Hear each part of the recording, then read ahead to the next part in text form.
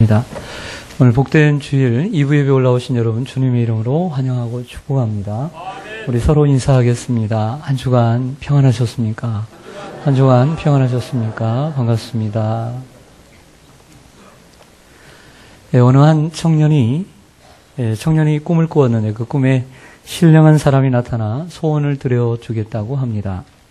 명석한 머리나 혹은 엄청난 돈 혹은 예쁜 여자 이 셋 중에 하나를 고르면 주겠다고 얘기를 했습니다. 그런데 이 청년은 욕심이 많은지라 이 세 가지를 다 갖고 싶었습니다. 그래서 불이 나게 아주 손살같이 대답을 했습니다. 머리, 돈, 여자. 재빨리 대답을 했습니다. 그래서 그 사람은 머리, 돈, 여자와 함께 불행하게 살았다고 합니다. 이와 같이 사람들은 하나를 가져야 할 때 세 가지를 다 갖고 싶어하는 욕심이 있습니다. 오늘 우리가 읽은 사도행전 5장에는 이러한 욕심을 버리지 못해 안타깝게 죽음을 맞이한 부부의 이야기가 기록되어 있습니다. 이 아나니아와 삽비라 부부의 이야기는 이 초대교회 예루살렘 교회의 첫 번째 위기에 해당합니다. 모든 인생에는 위기가 있죠. 교회에도 위기가 있습니다. 지난 주일에 함께 나눈 말씀처럼 초대교회는 내 것, 네 것이 없었습니다. 모든 물건을 서로 통용하고 그리고 가난한 자들에게 자기의 소유를 다 팔아 가난한 자들에게 나눠주는 이러한 아름다운 공동체를 형성할 수가 있었습니다. 대표적인 인물이 바나바죠. 이에 아나니아와 삽비라도 자신의 소유를 팔아 그리고 그것을 사도들의 발 앞에 두었습니다. 그리고 가난한 자들에게 나눠주라고 했습니다. 여기까지 바나바와 다를 것이 없지요. 문제될 것이 없습니다. 자신의 소유를 팔았습니다. 그 판 값을 사도들의 발 앞에 두었습니다. 내가 냈으니 이건 이렇게 하고 저건 저렇게 하지 않았습니다. 전적으로 유임시키고 그리고 맡겼습니다. 사도들이 마음껏 알아서 하십시오. 이 부부가 잘못한 것이 전혀 없습니다. 그런데 이 잘못한 부부에게 왜 죽음이 찾아왔을까요? 왜 이렇게 혹독한 형벌이 그들에게 찾아왔을까요? 가장 중요한 이유가 무엇일까요? 바로 그것은 오늘 4절에 말씀하고 있습니다. 4절을 보시겠습니다. 베드로가 이렇게 얘기합니다. 땅이 그대로 있을 때에는 내 땅이 아니며 판 후에도 내 마음대로 할 수가 없더냐. 어찌하여 이 일을 내 마음에 두었느냐. 사람에게 뭘한 것이 아니요 거짓말한 것이 아니요 하나님께로다. 누구에게 거짓말했다는 거예요? 하나님께 거짓말했다. 오늘 가장 중요한 키워드는 거짓말입니다. 오늘 이들이 하나님께 드렸음에도 불구하고 이처럼 죽음을 맞이하게 된 가장 중요한 원인은 거짓말입니다. 다 바치지 않아도 됩니다. 다 바칠 필요 없습니다. 그런데 문제는 거짓말을 한 거죠. 이것이 모든 소유를 판 값의 전부라고 속였던 것이죠. 그냥 일부라고 하면 되는데, 그리고 말하지 않아도 되는데, 그래서 굳이 전부라고 속인 것이 가장 큰 문제가 된 것입니다. 사실이 아닌 것을 사실인 척 말한 것입니다. 사람에게 거짓말한 것이 아니요 하나님께 거짓말한 것이다. 그리고 말씀 전체를 보면 이 부부는 여러 대상들을 속이는 것을 보게 됩니다. 오늘 말씀을 보면 먼저는 그들은 성령을 속였습니다. 성령은 속일 수가 없습니다. 3절 말씀에 보면 베드로가 이르되 아나니아야 어찌하여 사단이 내 마음에 가득하여 내가 성령을 속이고 땅값 얼마를 감추었느냐라고 했습니다. 9절에도 보면 중간에 너희가 어찌 주의 영 성령을 시험하려 하느냐고 했습니다. 이들은 성령을 속였습니다. 자신 안에 있는 성령을 속였고 그리고 성령을 속임으로 하나님의 심판을 받게 되었습니다. 또한 이들은 좀 전에 우리가 읽은 말씀처럼 하나님을 속였습니다. 사람에게 거짓말한 것이 아니요 하나님께로다. 이들은 하나님께 바쳤습니다. 그런데 하나님께 바칠 때에 일부인데도 불구하고 전부인 양 드렸습니다. 이건 하나님을 속인 것입니다. 하나님 앞에 드릴 때 정직함으로 드리지 못했기에 하나님을 속인 것입니다. 하나님은 사람의 마음을 감찰하시는 분이십니다. 하나님은 사람의 마음을 꿰뚫어 보시는 분이십니다. 또한 이들은 누구를 속였을까요? 거룩한 교회를 속였습니다. 하나님께 드리는 것이지만 그들은 교회에 바쳤습니다. 교회에 바칠 때에 그들은 전부인 양 바쳤습니다. 교회를 속이고 바친 것입니다. 주님의 몸된 거룩한 교회를 속인 것입니다. 또한 이들은 사도들, 교회의 지도자들을 속였습니다. 이들은 하나님께 바쳤고 그리고 교회에 드렸습니다. 그러나 교회의 대표들인 지도자들 앞에 이것을 갖다 주면서 이것이 내 판 땅값의 전부입니다 라고 말함으로써 사람, 즉 교회의 지도자들까지 속였습니다. 이처럼 하나의 거짓말이 엄청난 결과를 가져오게 된 것이죠. 이 하나의 거짓말이 한 사람을 속이는 것이 아니라 여러 사람들을 속이는, 여러 대상을 속이는 결과를 낳았습니다. 이처럼 거짓말이란 적지 않은 이러한 죄라는 것입니다. 거짓말의 뿌리는 사단입니다. 사단은 거짓말을 통해 하나님으로부터 우리 사람을 멀리하게 만듭니다. 에덴 동산에서부터 거짓말을, 교묘하게 거짓말을 넣어줌으로 하나님과 멀어지게 만드는 것이 사단입니다. 거짓말보다 내가 좀 부족해도, 내가 좀 약해도, 조금 부끄러울 수 있겠지만, 자존심이 상할 수도 있겠지만, 우리는 우리의 자신을 뭔가 포장하기 위해서 거짓말을 하면 안 됩니다. 부끄러울지라도 그것을 그대로 내려놓는 정직함이 우리에게 있어야 할 줄로 믿습니다.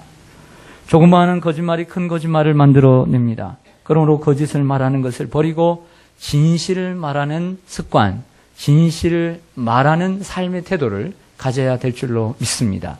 사람들 앞에서도 거짓말을 자주 하게 되면 하나님 앞에서 또한 그 거짓을 마음껏 할 수 있기 때문입니다. 그래서 거짓은 습관이 되기 쉬운 것입니다. 오늘 본문 속에서 우리가 또 하나 살펴보고 싶은 것은 이들의 마음의 동기입니다. 따라가겠습니다. 마음의 동기. 여러분, 우리가 하나님 앞에 드릴 때에 많은 양도 중요하고 크기도 중요하고 어떤 그 가치도 중요하겠지만 그래도 그 무엇보다도 크기야 양이 중요한 것이 아니라 성경을 보면 분명히 우리의 마음이 중요한 것을 볼 수 있습니다. 인정하시면 아멘. 마음이죠, 마음. 이런 생각을 좀 해봤습니다. 아나니아와 삽비라 부부가 자신의 소유라고 했는데 뒤에는 땅이라고 있으니까 땅인 것 같아요. 땅을 팔아서 땅 값의 일부를 드려도 되는데 왜 부풀려서 이것을 전부라고 얘기하면서 드렸을까? 왜 그렇게 거짓말까지 하면서 드리게 되었을까? 왜 그래야만 했을까?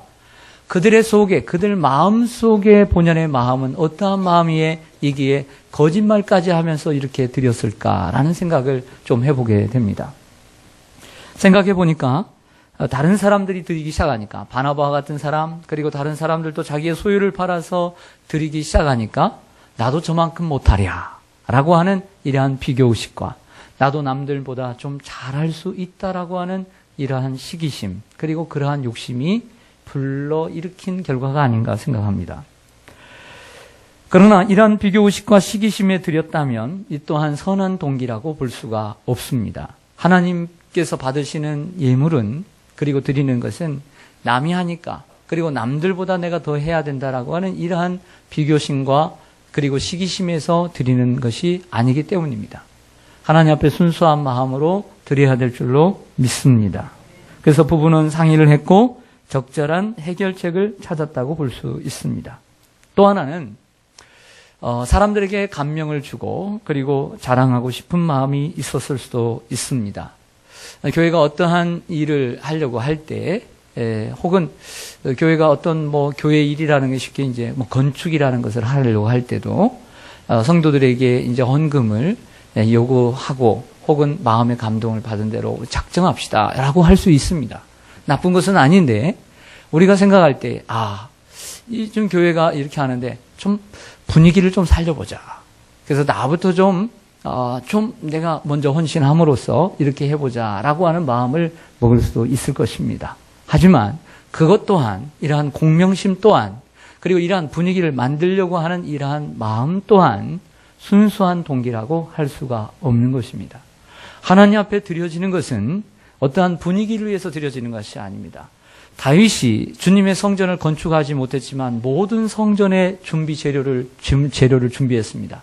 다윗의 마음은 내가 이 분위기를 만들어서 내가 이렇게 해보겠다는 생각이 성경을 읽어보면 없습니다. 단순히 내가 주님의 전을 건축하고 싶다.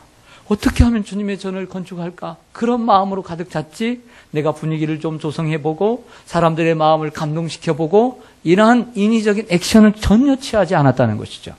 내가 진심으로 하나님의 전을 섬기고 그리고 세우고자 하는 천막에 있는, 그러한 천막에 있는 주의 전을 500년 동안 한 사람도 천막에 하나님의 전이 있다는 것을 생각지 못했는데, 다윗은 최초로 하나님의 전이 어떻게 저렇게 갈 수 있을까라는 생각을 하고 그 마음에 선한 동기를 가지고 시작한 것을 보게 됩니다.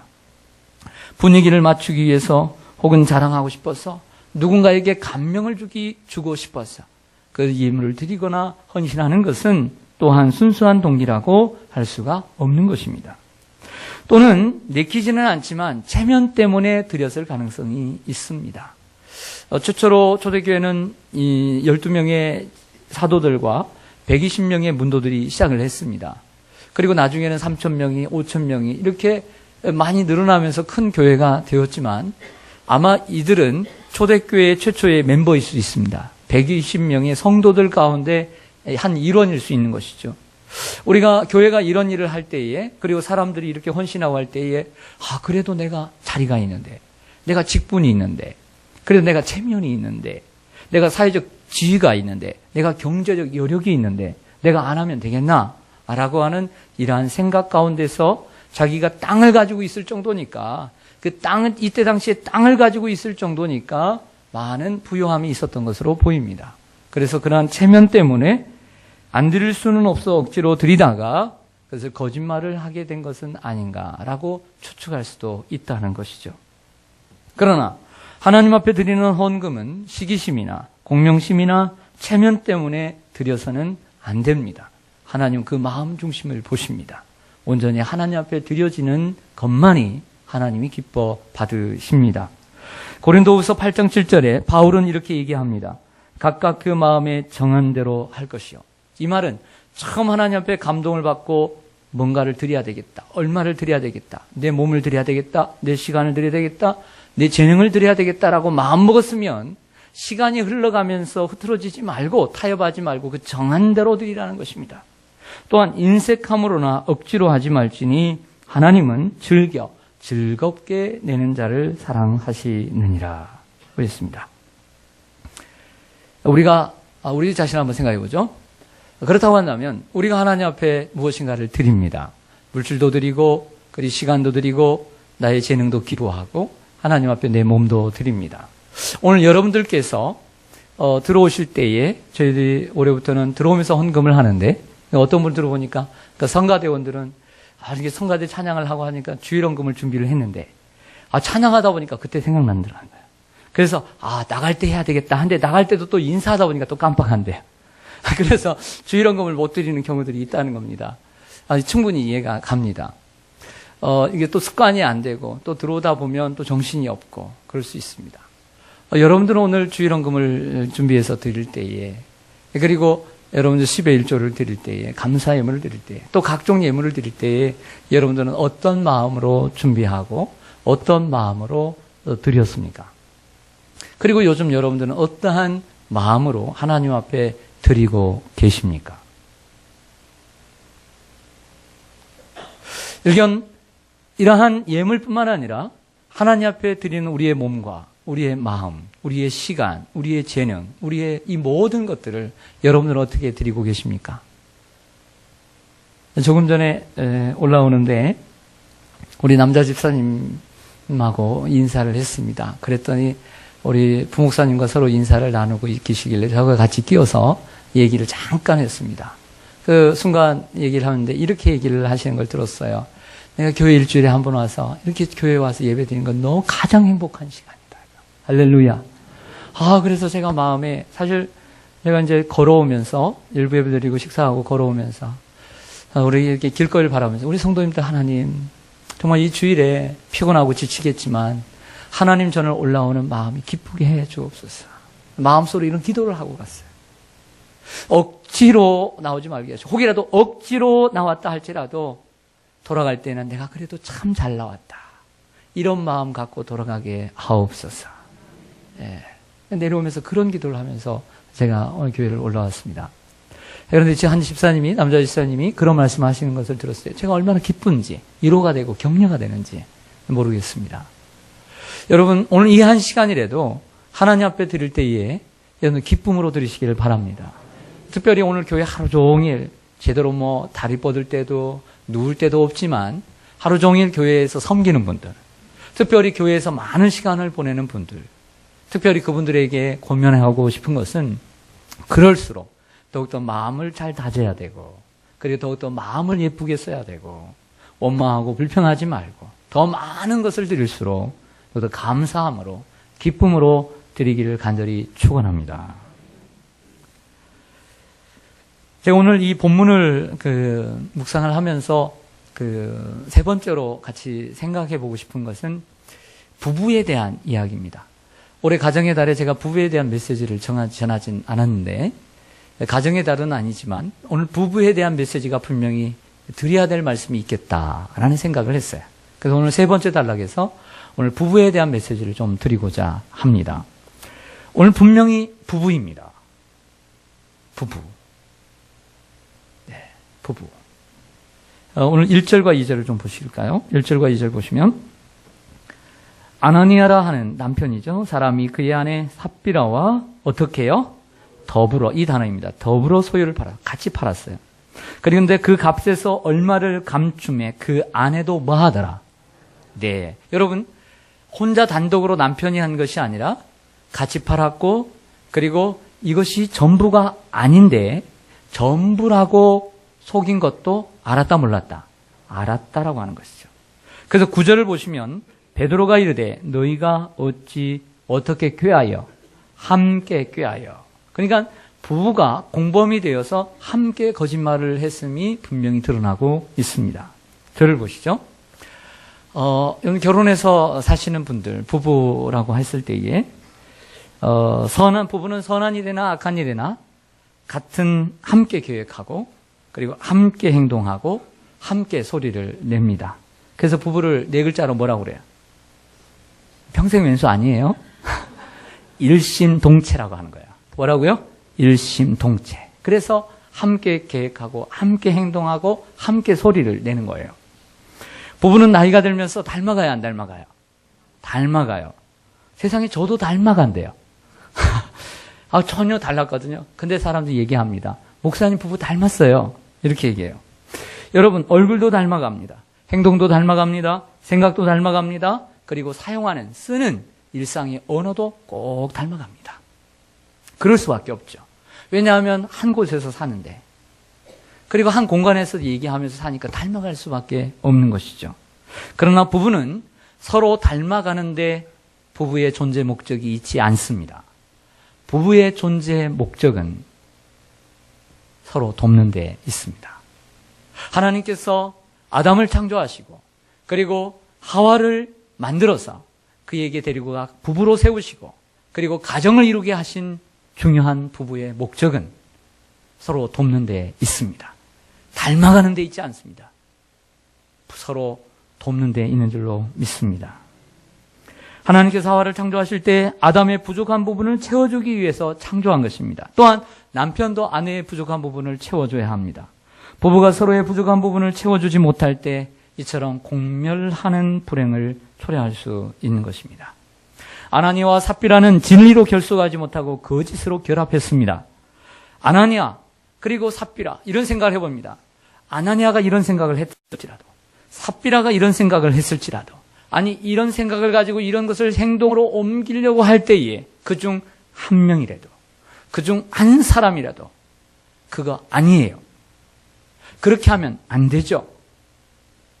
라고 브레이크를 걸고, 그리고 서로에게 충고하고, 그렇게 하면 안 된다라고 얘기했을 때 이 둘이 다 죽어가는 이러한 아픔은 없지 않았을까, 이런 생각을 해보게 됩니다. 그러나 이들은 서로가 하나가 되어서 한 누구도 잘못됐다고 얘기하지 않고, 우리의 행위가 잘못됐다라고 자책하지도 않고 함께 했다는 것을 보게 됩니다. 부부는 서로의 약점과 한계를 보충하고 도와주는 사이가 되어야 합니다. 믿음이 서로 다른 부부가 어떤 일을 의논하면 할수록 영적인 수준이 사실 상향 조정되기는 어렵습니다. 왜냐하면 믿음이 다르니까. 믿음이 서로 좋으면 상향 조정이 됩니다. 그러나 믿음이 서로 다른 경우에는 한 분은 좋고 한 분은 적을 때 이 믿음의 어떤 하나님 앞에 드리는 삶이 하향 조정되는 것을 보게 됩니다. 사랑하는 여러분, 일면 우리가 하나님 앞에서나 또 사회를 살아가면서도 부부는 교회 안에서뿐만 아니라 일상의 생활에서도 서로 돕는 자가 되어야 합니다. 성경에 수많은 부부들이 나오는데 다윗과 미갈을 한번 생각해 보겠습니다. 남편 다윗은 믿음이 참 좋은 왕이었고 미갈은 사울의 딸이었습니다. 서로 결혼을 했지요. 그런데 이 다윗은 주님을 너무 사랑했고 또 빼앗겼던 법궤를 다윗성으로 옮기고 싶었습니다. 첫 번째 실패를 하고 두 번째 옮기는데 너무너무 기뻐서 왕인 다윗이 춤을 추는 거예요. 너무 즐겁게 추는데 옷이 벗겨지는지도 모르고 사람들 앞에서 춤을 춥니다. 멀리서 위에 창가에서 바라보면서 성경을 뭐라고 얘기하냐면 마음에 다윗을 업신여겼더라. 아내는 다윗의 그러한 행동을 업신여겼더라라고 말합니다. 그리고 집으로 돌아오는 다윗에게 잔소리를 바가지를 막 긁습니다. 뭐라고요? 어떻게 채통도 없이 그렇게 할 수 있느냐고 얘기합니다. 여러분들이 만약에 다윗이라면, 남편이라면 어떻게 해야 될까요? 다윗은 얘기합니다. 나는 하나님 앞에 한 것이라. 너의 소위가 선치 못하도다. 라고 말했습니다. 남편은 다윗처럼 아내의 잘못을 충고해 주어야 합니다. 성경에 보면 나발과 아비가일의 모습도 보일 수 있습니다. 다윗이 왕이 되기 전에 사울에게 쫓김을 당합니다. 그래서 군사 수백 명을 데리고 다니는데 먹을 것이 부족하자 큰 부자인 나발에게 소식을 전합니다. 부하를 시켰어.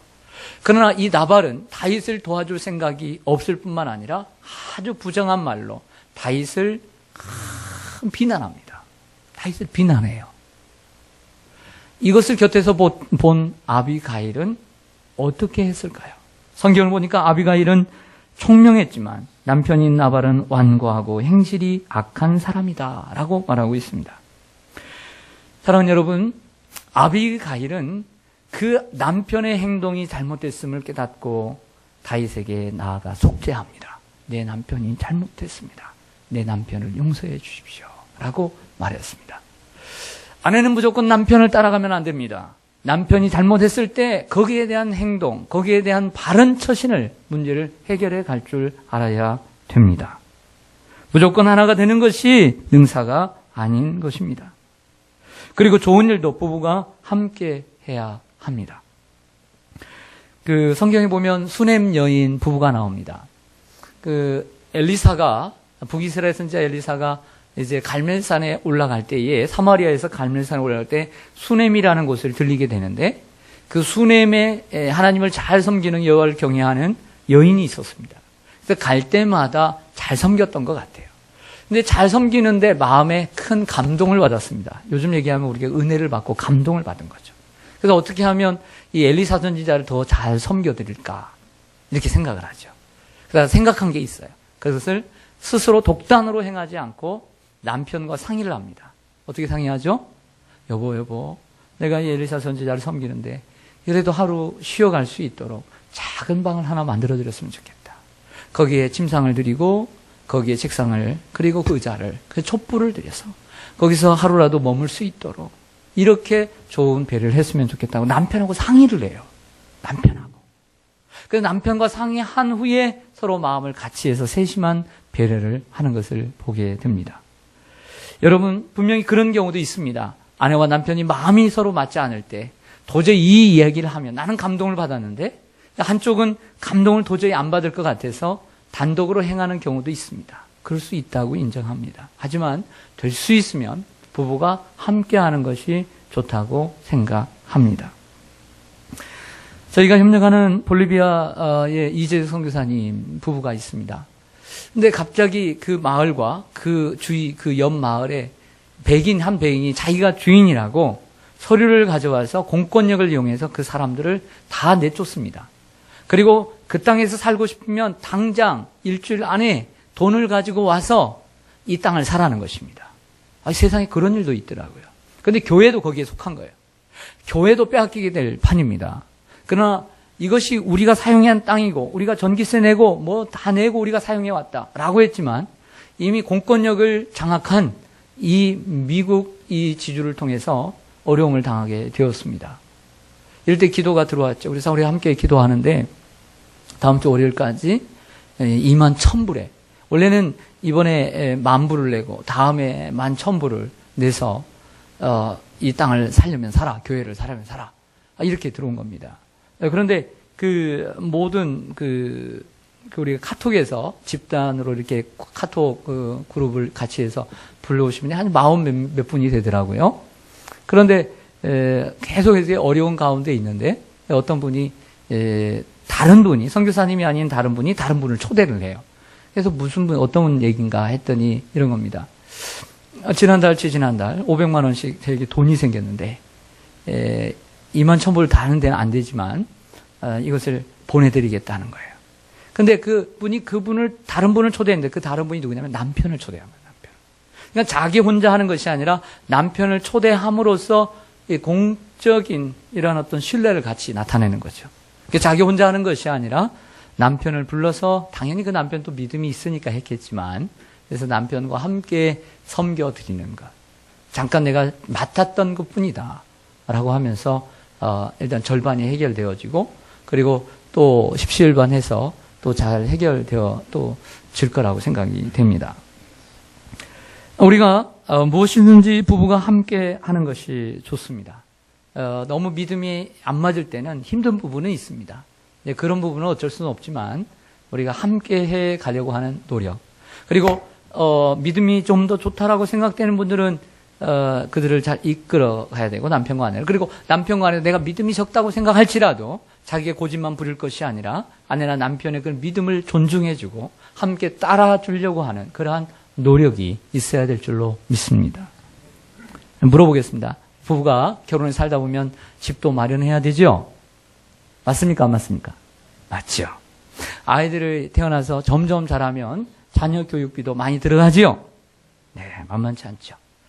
부모님이 살아계시는데 부모님이 또 부모님 모셔야 되고 요양원에 모셔야 되고 하면 돈도 만만치 않게 들어가지요? 네. 그렇다고 해서 여러분들의 직장이 견고합니까? 또 언제 또 어떻게 잘못될지 모르는 불안합니까? 불안하죠. 사업이 항상 잘 되나요? 아니면 잘 안 될 때도 있나요? 잘 안 될 때도 있죠. 제가 묻고 그냥 제가 대답할까요? 뭐가 좀 들어가야 될 곳은 한 곳입니까? 여러 곳입니까? 여러 곳이죠.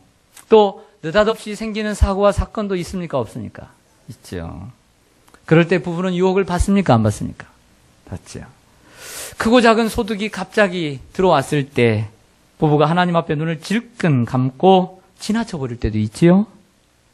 이런 대답을 안 하시는 게 더러가 은혜스러울 수 있겠지만 크고 작은 것들이 들어왔을 때 어느 한쪽 부부라도 브레이크를 걸고 이러면 안 되죠 라고 하지 않고 부부가 여러 가지 삶의 형편을 다 알고 알 때 그냥 눈을 질끈 감아버리고 지나갈 때는 없지 않는지. 그리고 온전한 11조를 드려야 함에도 불구하고 그렇지 못할 때 부부 중 한 사람이라도 성경에 입각해, 진리에 입각해 바른 판단을 하고 바른 말을 하고 바른 충고를 함으로 부부가 성령 안에 한 마음이 되어 하나님을 바르게 섬겨 나가야 합니다. 할렐루야. 이런 부부가 되어야 합니다. 부부가 똑같이 한 통속이 되어서 그렇게 살면 안 됩니다. 저라고 잘했겠습니까? 그래서 감사한 부분이 있습니다. 제가 11조에 대해서 불분명할 때 아내는 정확하게 떼어갑니다. 그걸 잘합니다. 예. 그리고 간간히 집사람이 이 교회에 뭔가를 청구를 하려고 할 때 제가 꼭 공적으로 식사를 하는 부분이나 혹은 어떤 부분에 있어서 모든 어려운 생활비 속에서 뭔가를 청구하려고 할 때 양심에 꺼리끼는 부분, 이런 부분은 제가 절제를 하려고 합니다. 그래서 부부는 서로 세워가야 되고 그리고 서로 보충해 가고, 그럼으로써 하나님 앞에 설 수 있도록 노력해 가야 합니다. 그런데 부부가 이런 부분에서 불분명하고 똑같을 때 문제가 생길 수가 있는 것이죠. 사랑하는 여러분, 우리는 언제나 오늘 말씀을 보면 이처럼 성령 충만한 교회에도 사단이 틈을 탔다는 것이죠. 우리는 내가 지금까지 난 잘해왔으니까, 나는 온전한 11조를 들어왔고 온전히 하나님 앞에 드렸으니까 나는 잘할 것이다, 이런 생각 속에 사단이 찾아올 수 있습니다.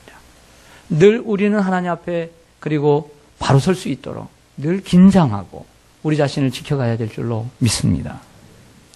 마지막으로 제가 살펴보고 싶은 것은 이 글이 주는 교훈입니다. 왜 하나님은 이처럼 예루살렘 초대교회에 가혹한 처벌을 내리셨을까요? 그 이유는 예루살렘 초대교회는 어린 교회였기 때문입니다.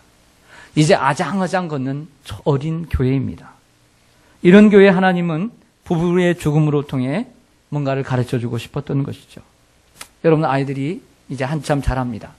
돈에 눈이 띌 때, 1,000원이 뭔지 10,000원이 뭔지 모를 때 말고 이제 돈이라는 것이 뭘 알 때, 아이들이 함부로 엄마 아빠의 지갑에서 손을 댈 때, 혹은 아이들이 유치원 그리고 초등학교 다니면서 함부로 욕을 하고 그리고 거짓말을 하기 시작할 때, 어떻게 부모가 그것을 처리하느냐에 따라서 자녀들의 인생이 달라질 수 있는 것입니다. 교회 또한 이제 한참 몸집은 크지만 이제 시작된 어린 교회입니다.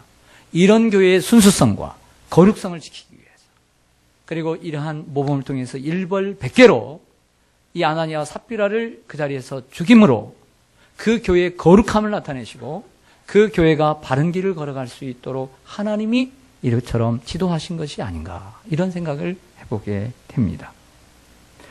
교회가 평생 잊을 수 없는 하나의 사건을 모델 삼아 하나님을 속이는 죄가 얼마나 무서운 것인가를 가르쳐 주는 것입니다. 아나니아와 삽비라가 믿음이 있을까? 구원을 받았을까? 이것은 우리의 연구 주제가 아닙니다. 그것은 하나님이 아십니다. 우린 거기에 은혜를 받고 연구할 것이 아니라 오늘 아나니아와 삽비라의 사건을 통해서 우리 자신을 돌아보고 우리가 어떻게 하나님을 섬겨야 될 것인가를 배워야 될 줄로 믿습니다. 그들이 당한 심판은 우리의 거울이 되고 반면교사가 되는 것입니다. 그들은 즉각적으로 심판을 받았지만 우리의 잘못에 대한 심판은 심판은 아니지만 뒤로 연기되고 있다는 것을 우리가 기억해야 합니다. 그러므로 우리가 아나니아 삽비라가 이렇다 저렇다 우리가 질책할 대상이 아니라 도리어 우리는 그들에게 고마워해야 합니다. 아나니아와 삽비라 부부 사건을 통해 교회와 성도가 진실하고 거룩해야 함을 보여줍니다. 오늘 11절 마지막 절을 좀 보실까요? 11절 마지막 절을 보시면 같이 읽겠습니다. 시작. 온 교회와 이 일을 듣는 사람들이 다 크게 두려워하니라. 아멘. 두려울 수밖에 없죠. 여러분, 이번에 메르스가 지나갔습니다. 우리 금천구에도 한 분이 그랬다는데 그것도 참 두렵죠. 그런데 만약에 우리 교회에 왔던 분이 만약에 메르스가 걸렸다 라고 생각하면 우리가 좀 불안하지 않겠어요? 그것도 또 우리의 가족 가운데, 내가 같이 사는 우리 가족 가운데, 아니면 내가 병문안을 갔는데 거기에 그분이 메르스에 전염이 됐다. 불안할까요? 안 불안할까요? 불안하죠. 그것도 불안한데 오늘 우리 교회 안에 하나님 앞에 거짓말로 이렇게 했을 때에 그들이 죽어갔다, 이런 소식을 들을 때 초대교회 성도들이 두려웠겠어요? 안 두렵겠어요? 두려울 수밖에 없죠. 얼마나 두려웠겠어요? 이러한 건강한 두려움을 우리가 가져야 될 줄로 믿습니다. 하나님께 대한 건강한 두려움이 없이는 정직할 수가 없습니다. 우리가 이 건강한 두려움을 갖지 못할 때 교회는 영적 슬럼 집단, 영적 빈민가가 되고 맙니다. 교회는 거룩성을 확보하고 유지해 가야 합니다. 고 오카노 목사님은 오늘 본문을 설교하면서 이런 말씀을 하셨습니다. 제가 그대로 한번 인용해 보겠습니다. 하나님에 대한 두려움을 가져야 하지만 교회 지도자에 대한 두려움도 가져야 합니다. 과거에는 교회 지도자들을 너무 두려운 존재로 인식시켜서 문제가 있었습니다. 오늘날 목회자에게는 사도들에게 있었던 권위는 없습니다. 그러나 한 가지 면에서는 사도들과 동일합니다. 하나님의 말씀을 가지고 교회를 먹이고 지도하고 인도한다는 사실입니다. 사도들이 성도들을 가르쳤듯이 오늘날 목회자들은 성도들을 가르칩니다. 사도들이 교회를 책임졌듯이 오늘날 목회자들은 교회를 책임지고 있습니다. 사도들이 교회를 돌보고 보살핀 것처럼 오늘날 목회자들도 그렇게 합니다. 사도들을 통해 말씀하신 하나님은 오늘날 목회자를 통해서도 말씀하고 있습니다. 말씀을 증거하는 지도자들의 입에서 나오는 한마디 한마디를 주님의 말씀으로 알고 두려움으로 받아야 합니다. 그러므로 하나님을 두려워하는 경외감을 어느 정도 교회 지도자들에게 갖는 것은 정상입니다. 그러나 요즘 교회는 그렇지 않아 보입니다. 라는 말을 하셨습니다. 고옥하노 목사님은 우리 합동측 목사님이시지만 무척 교회론에 있어서 아주 개혁적인 분입니다. 그럼에도 불구하고 이런 말씀을 하고 계시죠. 마지막으로 성령이 함께 하시는 교회는 성도들이 잘못했을 때 하나님이 찾아오셔서 깨우쳐 주시고 회개하는 교회입니다. 아나니아 삽비라 부부가 다니던 예루살렘 초대교회에 거하시는 성령은 시간이 지났지만 지금도 교회에 거하십니다. 한국교회, 세계교회, 그리고 우리 시온산교회도 거하시는 줄로 믿습니다. 아나니아 삽비라 부부의 하나님은 우리의 하나님이시여 여러분 부부의 하나님이시고 여러분의 하나님이십니다. 잘못하고 있음에도 불구하고 하나님 우리를 눈 감아주시고 또 우리의 삶을 형통해 주신 것 정말 너무 감사할 뿐이죠. 그러나 그것을 감사로만 받아들일 것이 아니라 잘못하고 있을 때 어떠한 방법으로든 깨우쳐 주시는 하나님께 도리어 더 감사하고 회개하는 우리가 되기를 소망합니다. 베드로의 질책과 하나님의 심판이 오늘 말씀을 보면 너무 가혹하게 느껴질 수도 있습니다. 하지만 자세히 보면 베드로와 하나님은 아나니아와 삽비라에게 기회를 주고 계십니다. 오늘 말씀은 기회도 주지 않고 그냥 첫 번째 그들을 이렇게 만들었다 하지 않습니다. 분명히 과정이 있었을 것입니다. 기회를 주셨습니다. 아내에게도 또한 기회를 주었습니다. 그러나 그들은 그 기회를 놓치고 말았던 것이죠. 회개의 기회가 왔을 때 돌이키는 지혜로운 성도들이 되시기를 바랍니다. 그리고 늘 하나님 앞에 진실하고 거짓말이 얼마나 잘못된 것인가를 다시 한번 깨닫는, 그래서 교회에서뿐만 아니라 사회에서도 정직을 이루어가는 우리가 되기를 간절히 소망합니다. 아멘. 기도하겠습니다.